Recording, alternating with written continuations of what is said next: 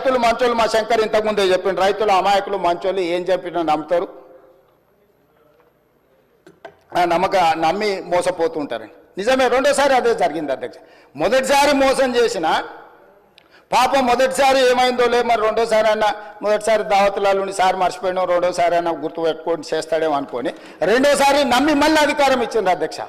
రెండోసారి అధికారం ఇచ్చిన తర్వాత వీళ్ళు చేసిన రుణమాఫీ ఎగ్జాక్ట్గా 11,909 కోట్ల రూపాయలు అధ్యక్ష. 5 ఏళ్లలో కలిపి ఎంతమంది రైతులకు అధ్యక్ష? ఒక్క నిమిషం చెప్తాక, అది కూడా చెప్తాక. 21,35,557 మంది రైతులకు 11,909 కోట్ల 31 లక్షల రూపాయలు అధ్యక్ష వీళ్ళు చేసిన రుణమాఫీ 5 ఏళ్లలో కలిపి. ఇందులో 7,500 నిన్న మనం విచారణకు ఆదేశించిన ఔటర్ రింగ్ రోడ్ అమ్మి తెచ్చి దీంట్లో పోసిరు అధ్యక్ష.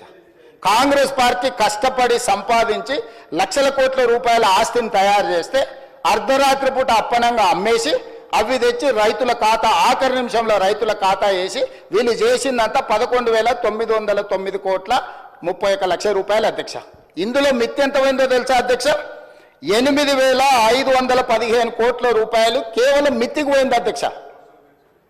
5 సంవత్సరాలలో 2018 నుంచి 2023 5 సంవత్సరాలలో 21,35,557 మంది రైతులకు నికరంగా వీళ్ళు చేసిన రైతు రుణమాఫీ 3,384 కోట్ల రూపాయలు అధ్యక్ష.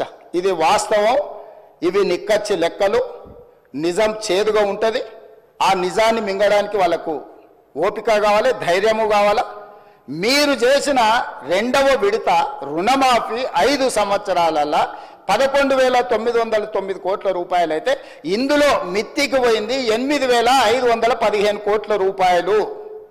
మీరు అస్సలు కట్టిందే లేదు, అసలు మాఫీ చేసిందే లేదు.